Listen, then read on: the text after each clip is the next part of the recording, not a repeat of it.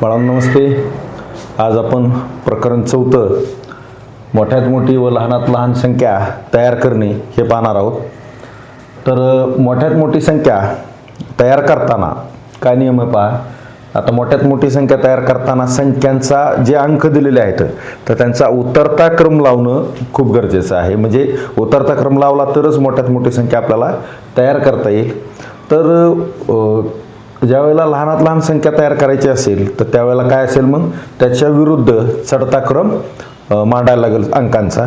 तर या ठिकाणी आपले 5 अंक घेतलेले आहेत आपण 7, 4, 3, 2, 8. तर यांच्यापासून आपल्याला काय करायचं आहे, उतरता क्रम लावायचा आहे.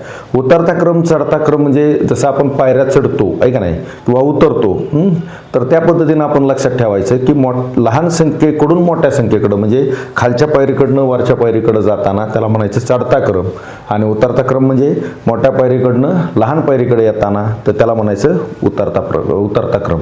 तर पाहूया 7, 4, 3, 2, 8 या अंकांपासून आपण सुरुवातीला मोठ्यात मोठी संख्या तयार करायची. पण त्यांनी शब्द कसा वापरलेला असतो पहा. गणित ज्या वेळेला दिलं जातं त्यावेळेला दिलेल्या अंकांमधून एकदाच अंक वापरून असा अर्थ असं वापरलं जातं, एकदाच अंक वापरून. म्हणून लक्षात ठेवायचं. आता इथं 5 अंक दिलेत तर आपल्याला 5 अंकी संख्या तयार करायची आहे. कधी कधी 4 अंक दिले जातात आणि 5 अंकी संख्या तयार करायला सांगितलं जातं. तर ते आपण पुढं पाहूया. तुर्तास सुरुवातीला हे समजून घेऊ. आता इथं मोठ्यात मोठी संख्या तयार करायची, उतरता क्रम मांडायचा आहे.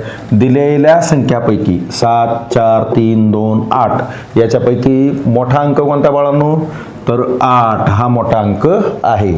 त्यानंतर आता उतरता क्रम लावायचा आहे, म्हणजे मोठ्या संख्येकडनं लहान संख्येकडे जायचं आहे आपल्याला. तर 8 नंतर लहानी कोणती आहे, 7 बरोबर. त्यानंतर 7 नंतर लहानी कोणती आहे, 4.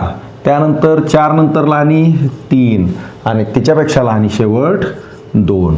म्हणजेच या ठिकाणी आपली 5 अंकी मोठ्यात मोठी संख्या तयार झाली 87,432.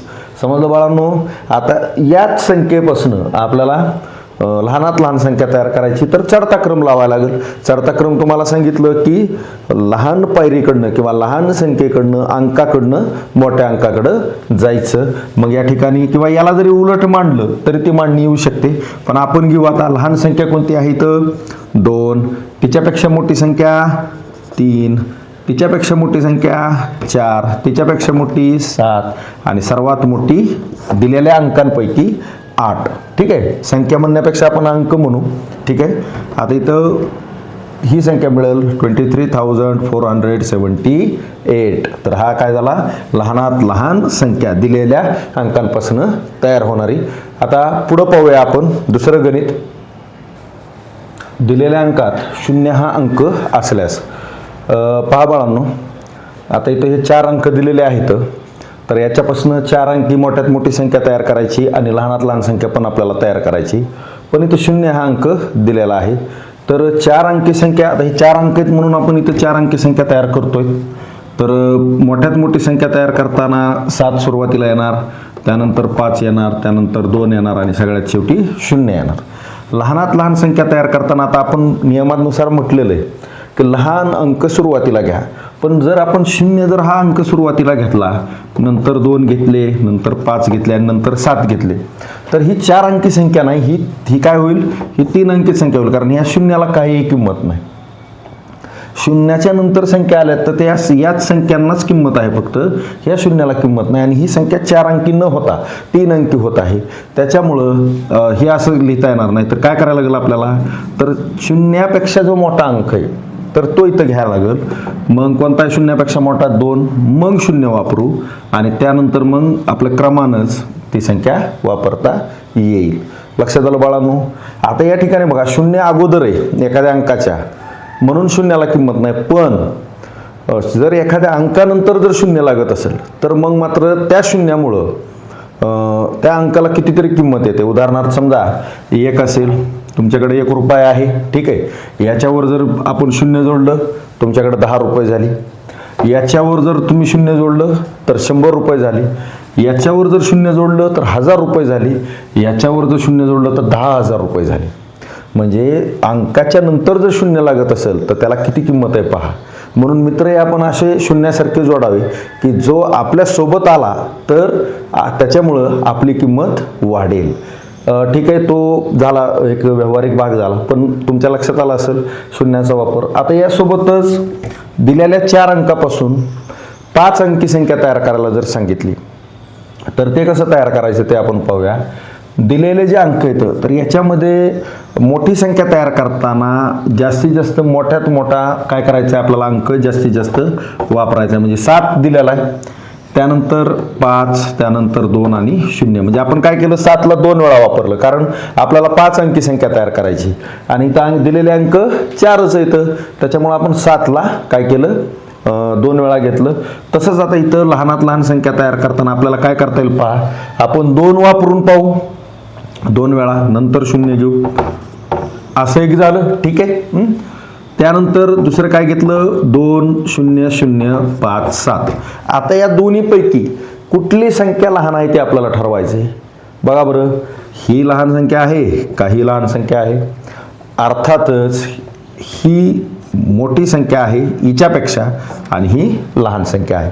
म्हणजे शून्याचा आपण काय करू शकतो, 2 वेळा इथं वापर करू शकतो. पण कधी, ज्या वेळेला 2 शून्याचा अंकांमध्ये वापर आलेला असेल. नसेल आला तर मग मात्र जी लहान संख्या आहे तीच आपण इथं काय करू शकतो, 2 वेळा वापरू शकतो. हे झालं शून्य असताना संख्यांसोबत. आणि जरी शून्य नसतील, दुसरा एखादा अंक असेल तरी देखील मोठ्यात मोठी संख्या तयार करताना मोठा अंक जास्तीत जास्त वेळा वापरावा, लहानात लहान संख्या तयार करताना लहान अंक जास्तीत जास्त वेळा वापरावा. पुढं आता हे झालं इकडं. मोठ्यात मोठी संख्या जर विचारलं की सर्वात मोठी 1 अंकी संख्या, 2 अंकी संख्या, मागच्या व्हिडिओमध्ये सांगितलेलं आहे. सर्वात मोठी 1 अंकी संख्या 9 आहे, 2 अंकी 99 आहे, 3 अंकी 999 आहे, 5 अंकी 99,999 आहे. तसंच लहानात लहान संख्येमध्ये काय करायचंय, जर नैसर्गिक संख्या लहानात लहान विचारली तर ती 1 आहे. तिच्यापेक्षा जर मग लहानात लहान तिच्यापेक्षा आणखीन लहान कोणते असेल तर पूर्ण संख्या जर विचारलं तर ते 0 आहे. 0च घेतलं जातं शक्यतो. पण या ठिकाणी आपल्यालाही लक्षात ठेवावं लागेल की सर्वात लहान नैसर्गिक संख्या कोणती, तर ती 1 घ्यायला लागेल, 0 नाही. मग आता या ठिकाणी आपण ती संख्या मांडू. समजा मोठ्यात मोठी संख्या कोणती असेल तर 9 न सुरुवात होणार आहे. लहानात लहान संख्या कोणती असेल तर मग 1 सुरुवातीला, त्यानंतर 10, 2 अंकी, 3 अंकी 100, 4 अंकी 1000. मागच्या व्हिडिओमध्ये आपण ते सविस्तरपणे सांगितलेलं आहे. तुम्हाला मोठ्यात मोठी संख्या व लहानात लहान संख्या तयार करणे हे एकदा नक्कीच लक्षात आलं असेल. व्हिडिओ संपूर्ण कसल्याही प्रकारे स्किप न करता पहा. आणि दुसरं, याच्यावर आधारित उदाहरणं आपल्याला तयार करता आले पाहिजेत. जर तुम्हाला हा बेस कन्सेप्ट लक्षात आला असेल तर तुम्ही स्वतः उदाहरणं तयार करू शकाल. म्हणजे कसे उदाहरणं तयार करता येतील, 5 अंकी मोठ्यात मोठ्या संख्येची आणि लहानात लहान 4 अंकी संख्यांची बेरीज किती, 3 अंकी मोठ्यात मोठ्या संख्येचा आणि लहानात लहान 2 अंकी संख्येची फरक किती किंवा वजाबाकी किती, अशा पद्धतीनं प्रश्न विचारले जातात स्कॉलरशिपला आपल्याला. तर तुम्हाला 100% येतील. काही अडचण असेल तर तुम्ही कमेंट बॉक्समध्ये काय करू शकताय, त्याबद्दल लिहू शकताय. आपण हे प्रकरण 4 आहे, आता प्रकरण 5 पुढच्या व्हिडिओत पाहूया. धन्यवाद.